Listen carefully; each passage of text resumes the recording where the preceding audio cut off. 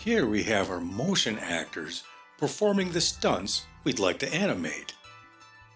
Rather than using motion capture, we'll be using Cascadeur, exporting our hand keyframed results back to Daz Studio, where we'll apply our results directly to Genesis 9.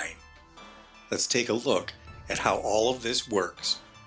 Here in Cascadeur, we'll import Genesis 9 and get it ready for animation with File, Import FBX. We'll set this to either Scene or Model, leave everything at default, and import. Now we navigate to where we've exported Genesis 9 as an FBX file. Mine is just a standard Genesis 9 with no changes. As we import new FBX figures into Cascadeur, we're invited to enter rigging mode, so we click Yes. For humanoid characters, it's best to use the Quick Rigging tool. Launch it? Yes. The character has been fully recognized. Click Add Rig Elements at the bottom of the window. OK. The Cascadeur team has created presets that automatically recognize Genesis 8 and 9 figures from Daz 3D, so we don't have to do any of this. But this is the all-powerful Quick Rigging tool, which makes custom character setup in Cascadeur a breeze. Still, I'm ever grateful to the team for taking care of all of this for us. We'll click Add Rig Elements as the previous window instructed. This is what rig mode looks like. We can return here at any time to make changes to how our character is behaving in Cascadeur in many different ways. The blue balloons determine the physical mass for each part of the rig. The little invisible planes with a black outline are box controllers, and then there are also collision capsules for determining contact points, and the rest is the actual rig itself. Highly sophisticated stuff. Since ours is already recognized and taken care of for us, we'll just click Generate Rig button, and we're done with this mode. This is our A-posed Genesis 9, but in Cascadeur's own starting pose. This is the animation workshop where we're going to build our animations. Let's bring in those motion actors to give us a hand with this, shall we? To do that, we'll go File, Import, Reference Video. We can trim them ahead of time, or we can also set that up here on Import. Just set the start and end points, and we're good to go. It'll load onto its own plane that we can place within our scene. With the new mesh selected, clicking this button will add it to a new layer. But it looks like they did that already. Cool. And scale it to a good reference size for us to work with. Make sure to use the yellow square in the center for scaling so it keeps the aspect ratio intact. Okay, once we deselect it, it's no longer highlighted in yellow and looks proper within our workspace. Now we can start animating. We can see that I've got a head start on this by blocking out a few of the key parts of the character's pose along the timeline. We're working on the defending actor on the left. On the first frame, frame 0, we set the pose to match our reference character. The control points on our character that are blue are points that I've manually positioned and are therefore locked in place for that frame. This is called activating. We can change what is activated or locked and what is not on a frame-by-frame basis. Points that are not blue will be positioned by Cascadeur's auto-posing AI according to what it thinks should be correct compared to many things, including the character's center of mass and any pose changes that we may have made. To start blocking out key positions along the timeline, we are especially looking at the feet. If a foot changes position in any way in our reference video, that's a great place to hit the F key, which will create a keyframe into which we can edit the pose. This foot lifts slightly, so I type F to set a keyframe. Then start my pose for this frame with that foot, when all of the other control points in the foot are still green. As we move the foot up and down, Cascadeur will automatically adjust for how the foot positions itself with the ground, which is really nice. It's good that the foot goes back to the floor here because I have plenty of other changes I'd like to make right around here. This is the frame where I left off. I decided to put a keyframe here because this foot is between coming off the floor and going back onto it. I'll go ahead and make some subtle changes to the pose here to finish off this frame. Right now I've got several control points selected to move them all at the same time.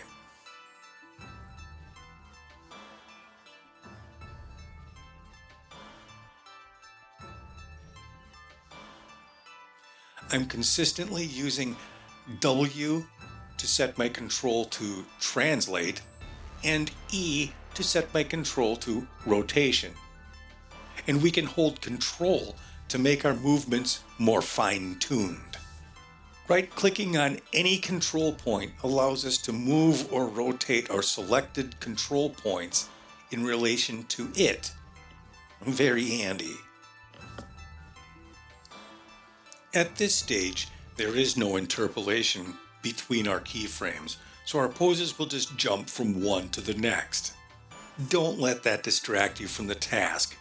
This initial phase is nothing more than blocking out important parts of the motion, primarily where the feet are, and whether or not they're touching the floor, and how they're touching the floor.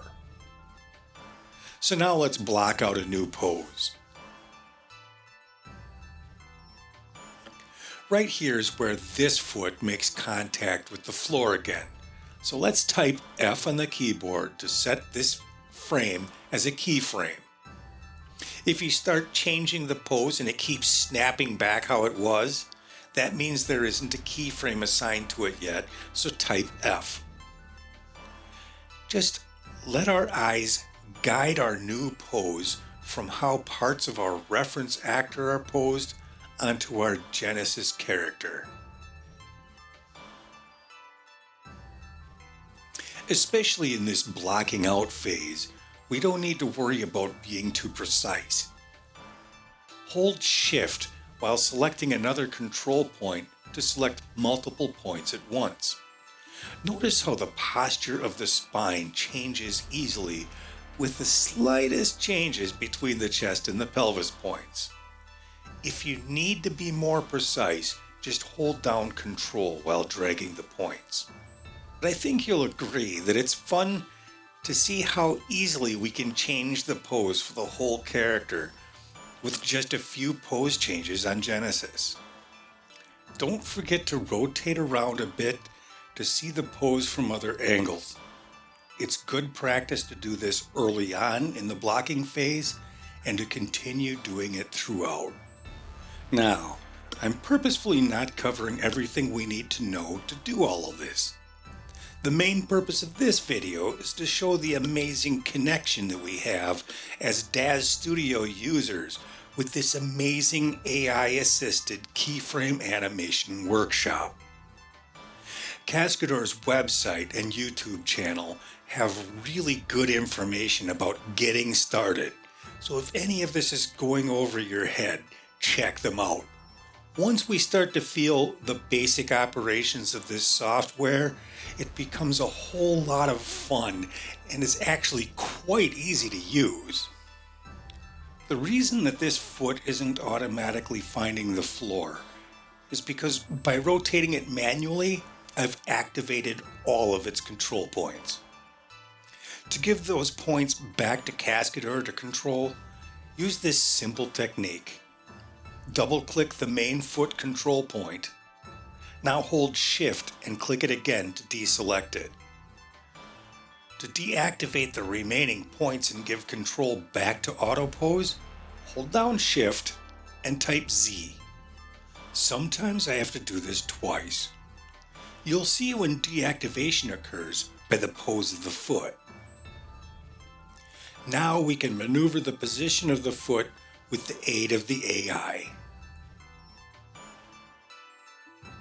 By selecting all of my active control points, we're able to move the whole figure to better align with the motion that's in the reference. Selecting the entire upper body can be useful for these initial changes when blocking out poses. Again, we're not supposed to get too picky when we're blocking out these initial keyframes, but I'm still easing my way into using this amazing animation software, so I'm trying to give these early experiments somewhat of a decent attempt to turn out something nice in the end. It takes me a while to get through this entire reference video, so I'm going to speed up my recording a bit, a lot, now that we've got the gist of what we're doing here. It's really a nice way to work, and we're doing this by ourselves, actually performing the animation process rather than working with motion capture data. Now, there's absolutely nothing wrong with using motion capture data. I do it all the time. But learning how to create our own animations opens up a whole new realm of possibilities. In an example such as this, make sure not to pay any attention whatsoever to the other actor. We'll get to him when we do that side. Just do your best and keep to the program. Don't overthink it. Just block out the major poses, paying attention to where those feet are, and move on. If you run into difficulty, a lot of the times it might be because we have too many control points activated. Take the worst case ones, select them, and hit Shift Z to clear them out and give the control back to auto pose. Okay, we're nearing the end as he's delivering the final blow. I have to say, kudos to these actors at Motion Actor. They perform these stunts exactly the same at multiple angles, multiple times, to give us the opportunity to do this from whichever angle works best for us. And they do such an amazing job. Their YouTube channel is just packed with all sorts of motions to pick from, with helpful playlists for finding just what we need. I'm also truly amazed at how easy it is to work within this Cascadeur animation workshop. I was planning on selecting points and rotating them down, no big deal, but as I posed various parts of Genesis, they just started taking on the pose I needed all by itself. It just really excites me how incredible this auto-posing works here. Far from a complete animation, I've made it to the end of the blocking phase. We click and drag through this whole row of keyframes, start to finish, and we'll apply this Bezier clamped interpolation to the whole thing.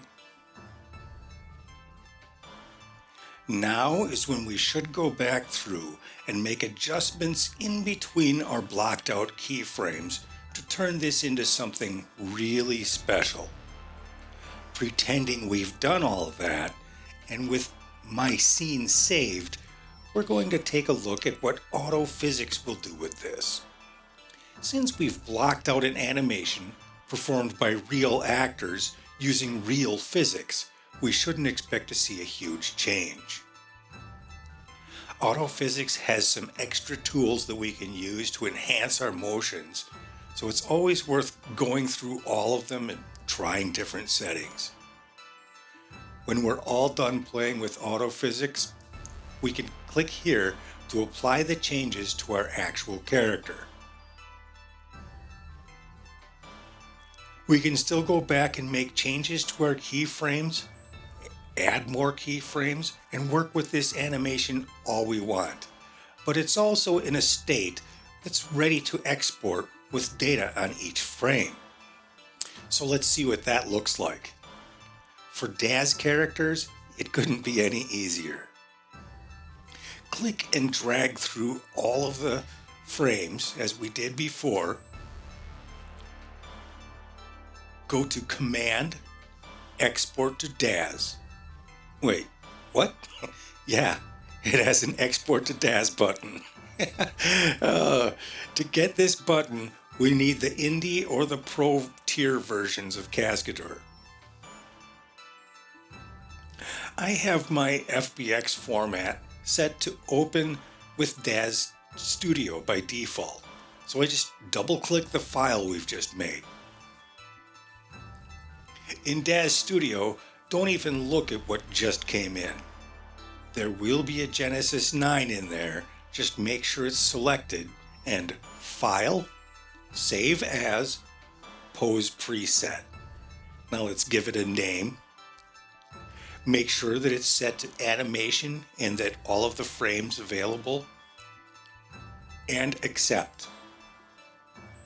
Now just delete that Genesis 9 thing and bring in a new Genesis 9. And apply the new animated pose we've just saved. Check that out. It's that simple. It's a true Cascadeur Daz Studio workflow. You can go back and forth and work with this all you want. It's absolutely amazing. I just had to tell everybody about it.